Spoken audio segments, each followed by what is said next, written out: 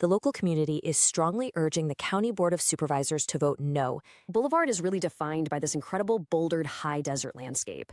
It's a unique rural vibe that locals are deeply attached to, and right now it's facing some pretty massive changes. It's built to the public as a solar project, right?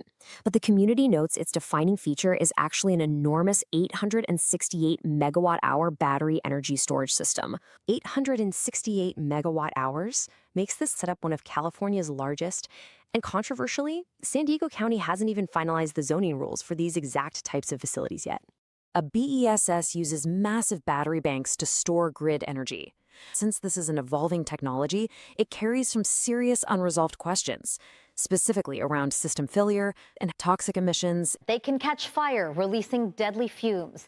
These battery energy storage facilities help support the power grid, but there is risk involved. 3 fires in a year, one in Valley Center, another in Otay Mesa, and more recently in Escondido. It's called thermal runaway, a chemical reaction when lithium-ion batteries overheat. Once it starts, there's no way to stop it. Really, the fire that's happening inside the battery has to run its course. So that chemical reaction really can't be stopped. These fires can take days or even weeks to burn out. The one in Escondido lasting 13 hours, the one in Otay 17 days. Which brings us to their first major point: wildfire and emission risks.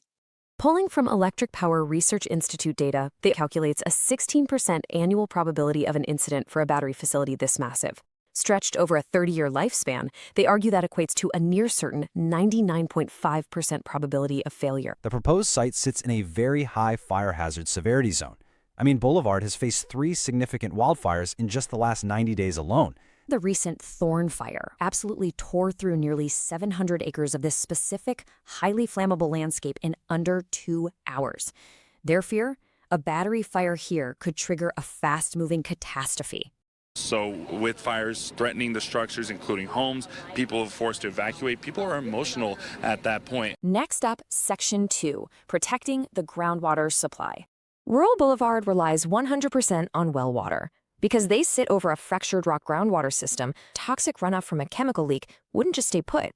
It could easily spread beyond property lines and threaten the entire region's drinking water. Because of all these compounding risks, the massive scale, the fire hazards, the highly vulnerable water supply, the community has really rallied together. The primary explicit demand to the Board of Supervisors is just a flat-out rejection. They want them to vote no on Starlight Solar. So what happens if the board approves it anyway? If the board approves this project anyway, then these strict protections absolutely must be mandated before a single shovel hits the dirt.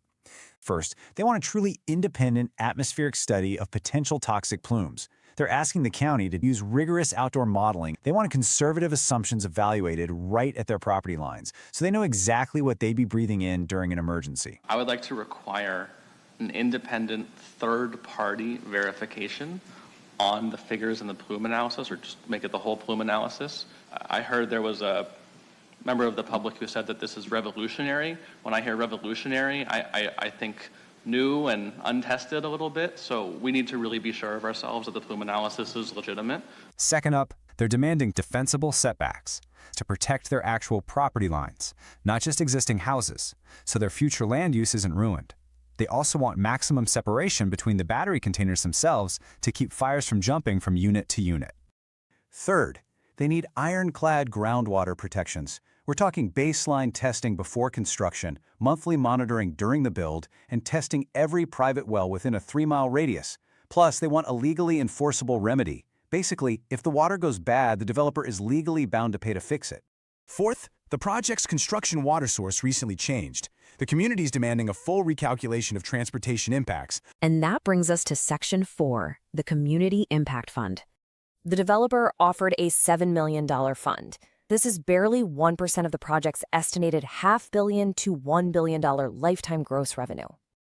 They are demanding this entire fund be locked in before Phase 1 even starts. Why?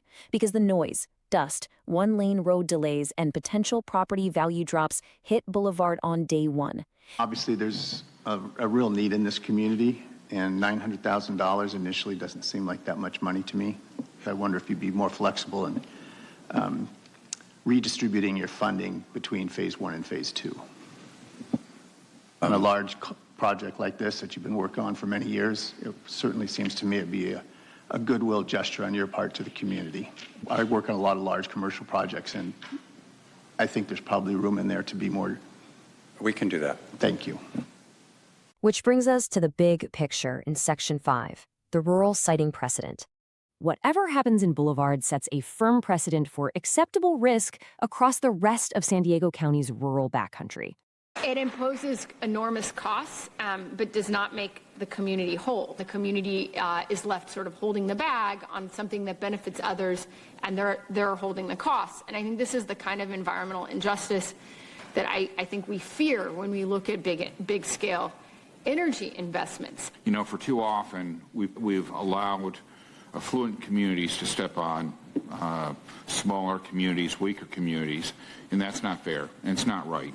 The community explicitly supports renewable energy, but they're making the case that a giant battery facility just doesn't belong in a highly vulnerable location.